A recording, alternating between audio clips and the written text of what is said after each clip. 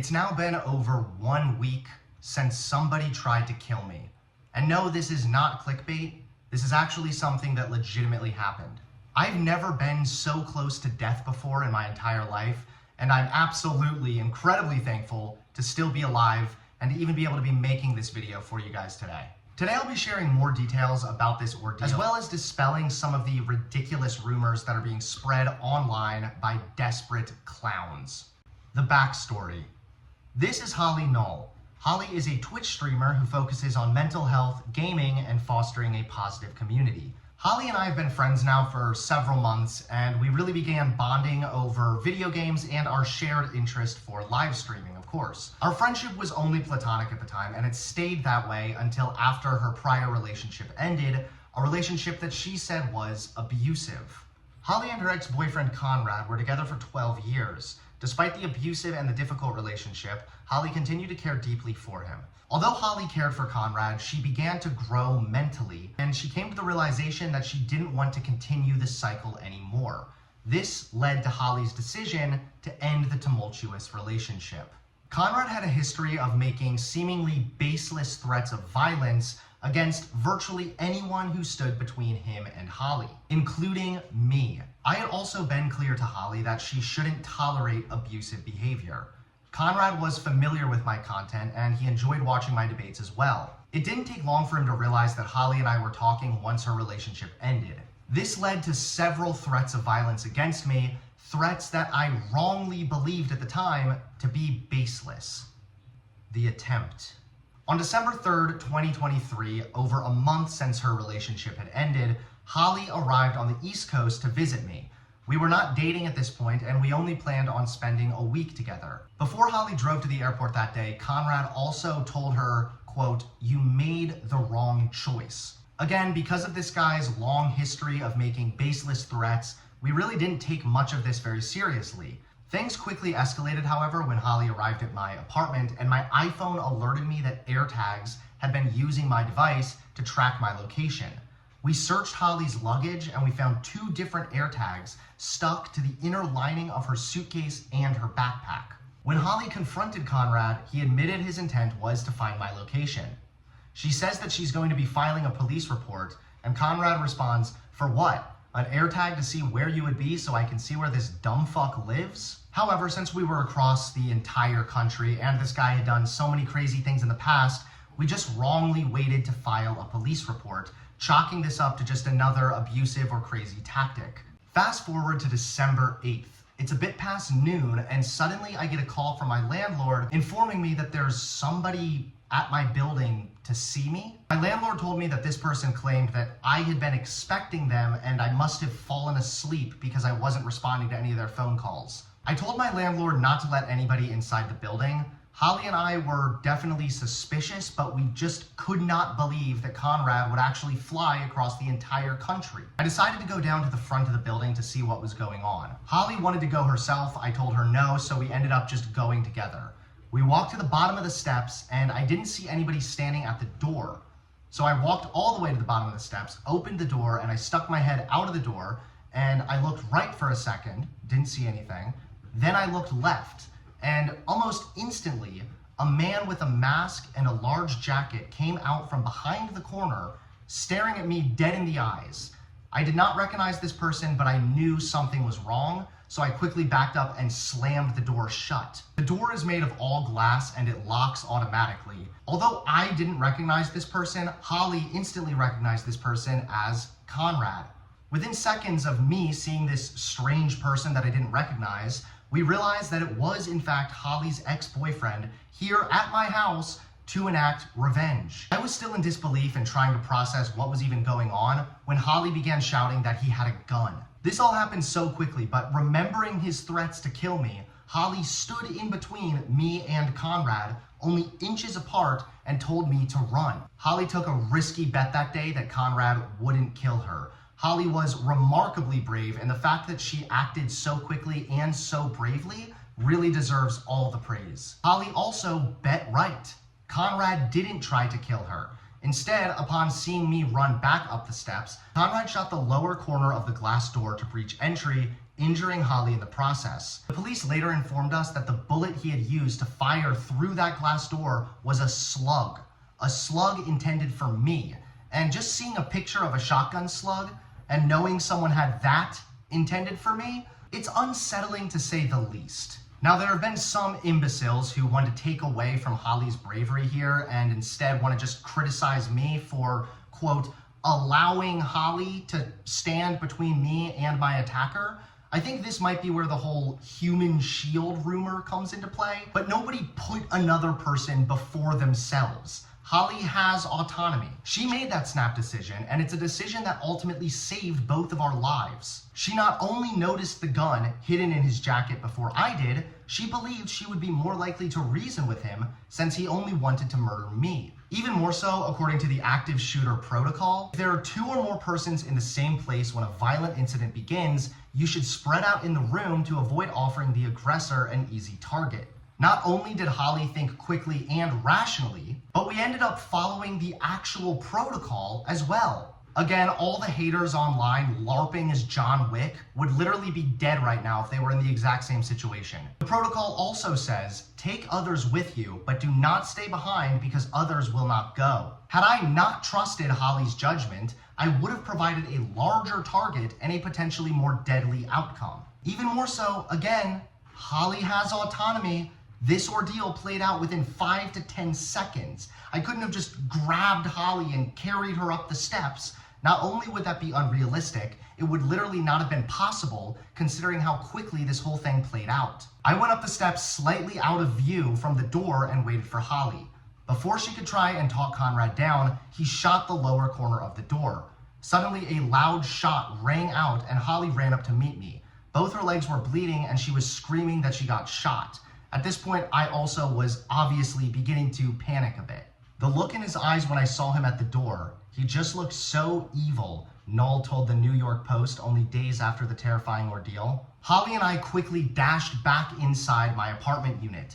At this point, my mind was off. I genuinely don't remember what I was thinking. I just know my heart was pounding and I had never felt so much adrenaline at once before. I remember rushing back inside the apartment. I locked the door. I called 911, I grabbed a towel to try and wrap Holly's wound, and then we quickly rushed to the back balcony, a balcony 4 stories up with no emergency exit. There's only one way out of my apartment, and that's through the front door. The front door that Conrad was now outside of, firing his gun and desperately trying to get inside. Once we were on the back balcony and I had the police on the phone, I also then began recording this incident. Again, nasty online trolls are spreading some rumors that I was hiding behind Holly in this clip. I think the confusion really stems from a lack of knowledge on my apartment unit. I think a lot of people think Conrad was already inside the apartment and I was just standing by while Holly watched him with nothing but a thin glass shield protecting her. This is not the case. Conrad was still outside the apartment unit, and from Holly's view, she could see the front door. She was watching to ensure Conrad didn't bust down the front door. I wasn't hiding behind Holly, I was watching the side door. Had Conrad simply opened the unlocked door and walked down this indoor-outdoor hallway, he would have had a perfect angle on me and Holly. It honestly felt like being stuck inside of a nightmare. I knew that if this guy got inside that he would quickly be able to kill me, and I was only on the phone with the police for like 9 minutes, but both me and Holly genuinely felt like it was at least 30 minutes. The officer told me later that day that he's never been so scared that he was going to die. This is most likely due to the fact that Conrad also shot 2 police officers, non-fatally wounding both of them. Officers were also apparently firing from below the floor, and Conrad would not give up. He was apparently so enraged he didn't stop firing at police until they showed up with a riot shield. Somehow Conrad managed to text Holly throughout this ordeal also. Holly sent him a picture of her wound while Conrad was trying to break down the door. She begged him to surrender. Conrad again reiterated that Holly, quote, made the wrong choice, as well as his intention to kill me. Conrad went on to claim that he didn't mean to shoot Holly. His last text says, I should have killed the coward. Realizing he had mistakenly hurt Holly, his plan to breach the apartment had failed, and the cops were now rushing him, Conrad tragically took his own life outside my apartment door, leaving behind a very gruesome scene. A scene that was so gruesome, it took a hazmat team over 10 hours to clean the mess. An entire flooring needed to be redone, costing $10,000 in damages and repairs. As I already discussed, the active shooter protocol explains the steps to take when an active shooting occurs. After this ordeal, I looked more into this protocol, and I'm pleased to say Holly and I did everything correctly, despite what some idiots online might be saying. Even Navy SEALs have explained the best course of action when an active shooter makes himself known. As soon as you hear shots, the first thing you must do is remove yourself from the immediate vicinity of the source of the gunfire. Simply put, you must do whatever it takes to get clear if you expect to have any chance of survival or retaliation. If you survive the first 10 seconds of this type of ambush, you have a much better chance of making it out alive. So anyone shitting on me for my first reaction being to run from the active shooter who had already made his bloodlust for me known is simultaneously shitting on fucking Navy SEALs who advocate for this exact same protocol. And that's really unfortunate, isn't it? When these dumb fuck conservatives are so desperate to hate on me that they accidentally are unironically shitting on our troops as well. Someone who served in the Marine Corps and was a former police officer of 4 years also reviewed our video. He wrote a statement further explaining how and why what Holly and I did was in fact the correct move. Presuming there was no firearm to retrieve in the home, moving to the back balcony is again a perfectly sound move. Apartment exterior and interior doors are not known for being sturdy, and a few swift kicks likely could have broken down the exterior door. It is again very likely that adrenaline was a factor. Conrad, either due to lack of attention or panic, failed to kick down the exterior door. Holly watched the exterior door from the inside via a glass pane, while Hunter watched the exterior door from the outside. Hunter further stated that if Conrad gained entry to the apartment, they were prepared to jump from the patio. This was teamwork pure and simple, as Hunter could almost see the exterior door from the patio, and this would be a longer shot to take. While if Conrad broke the door down and turned to the patio door, he would see Holly first, reducing the likelihood of another shotgun blast. This could be intentional, subconscious, or adrenaline panic, but no matter what, for two panicked kids on the verge of getting murdered, this is a series of good moves. Finally, there are some detractors who have tried to paint me as anti-police or a defund the police liberal. The Quartering in particular has been lying his ass off about this. The reason these degens are spreading this rumor is really quite simple. They believe that if I am anti-police, that this entire situation is somehow ironic because I called the police when someone showed up at my door with a fucking shotgun. The truth is though, I'm not anti-police. I've been vocal in the past about my opinions on why phrases like ACAB and defund the police are not only bad slogans, but bad ideas also. I'm in favor of police reform, and reform costs money. Defunding the police really doesn't make a whole lot of sense, and demonizing all cops as bastards only adds fuel to the flame. Later, Uber and Lyft receipts revealed that he was actually in my area for several days before the attempted murder. Police later revealed to us that Conrad had also gone to shooting ranges several times prior to his attempted murder. He had several different types of ammunition with him as well. It's really eerie just how premeditated this entire thing was. My thoughts now. I'm really glad that I waited over a week to make this video. When this incident first happened, I was obviously shaken up a bit, and I was also really angry. The police told me not to look at the scene when we left, but I didn't listen. I looked anyway. But obviously, I believed the police when they told me that he was dead, but I looked in a vengeful way, out of spite almost. Because truthfully, I was angry. I was angry at what I felt was a monster who attacked me, hurt Holly, and definitely scarred us both. I kept going back and forth between being really angry and then just being kind of numb. Like I'd feel very angry and a vengeful satisfaction that he was dead, but then other times I feel fine and kind of surprised, like why don't I feel more shaken up by this whole thing? I was mostly feeling anger or vengeance, but this also soon changed. During this past week when I've been taking some time off, I went back to Holly's home in Washington to help her move.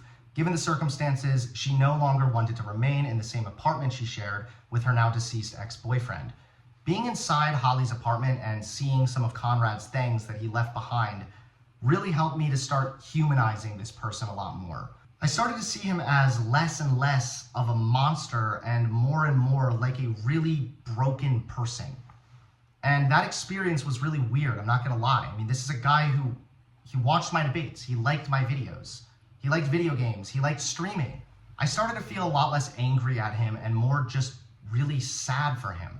I feel like me and this guy could have been friends had the circumstances been different.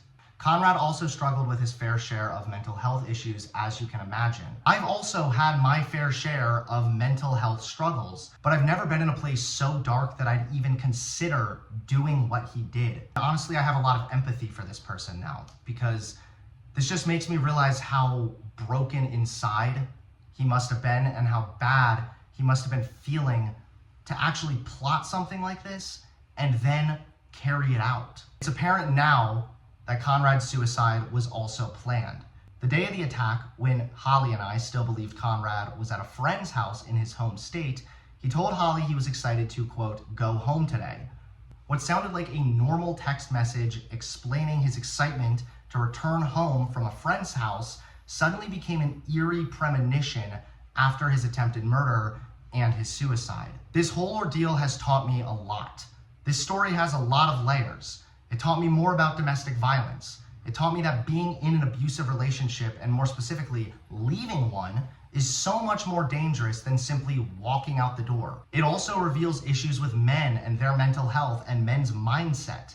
Conrad couldn't bring himself to let Holly go. She loved him and cared for him for so long, and all she wanted in return was for him to love her as a best friend. But unfortunately, he just could not let that happen. He told Holly that he couldn't live without her in some of his final messages. Building your entire identity on another person can only end badly. And in this case, it ended worse than I think any of us could have ever imagined. It also seriously breaks my heart to know that Conrad had reached out to multiple different therapies prior to this ordeal, and none of them got back to him in time. Men oftentimes do not have healthy outlets for their emotions, and they don't always open up to their friends, if they even have any friends. So many times men feel alone in this world with their own thoughts and emotions, and it's tragic that sometimes that results in atrocities. This experience has also solidified my stance on guns. I am not anti-gun. I've never been anti-gun. I'm pro-gun ownership, and I absolutely do wish that I had a gun when this situation happened. I didn't own a gun mostly because I have kids and I genuinely never really felt the need to go and get one.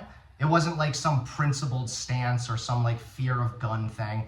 I genuinely just never thought about going and getting a gun. Regardless, that has definitely changed now, and I will be looking into owning a firearm moving forward. I want people to have the ability to protect themselves, and this stance of mine has never changed.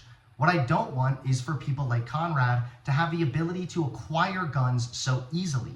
He allegedly got the shotgun he used to try to kill me from a gun store in West Virginia, and despite only having a temporary ID with no photo, he was still given a gun. This is absolutely unacceptable. Law-abiding citizens can own guns, and if they're law-abiding citizens, then they'll be able to pass a background check and a waiting period. So in closing, despite the nasty rumors online, Holly showed remarkable bravery. We both acted quickly and strategically despite being terrified, and it's because of our actions that we're both alive. I am so grateful that Holly thought as quickly as she did, and I'm thankful that we both operated as a team when it came to watching the entry points and getting to the best possible location. I'm also really thankful that Holly didn't suffer more severe injuries. The shrapnel and ricochet could have been deadly. Although the injuries weren't life-threatening, Holly still has medical bills and other expenses due to this situation, uprooting so much of her life. She currently has a GoFundMe, and it's linked below, so if you'd like to support and donate to her GoFundMe, all donations would be greatly appreciated. I also have to move due to this event being in the media, my address has leaked, and I've also received additional threats. I have also set up a GoFundMe, and all of your donations are greatly appreciated, but if you aren't sure who to donate to, Definitely donate to Holly, as she needs it more, and she deserves so much more for the amazing bravery that she showed. So many are trying to make this a political thing to use against me, or a gender thing to use against me, but honestly, I'm just happy to be alive, and I'm grateful that the low-life haters are nothing more than bottom-feeding degenerates. So I'm very sorry, haters, but this soy boy lives to die another day.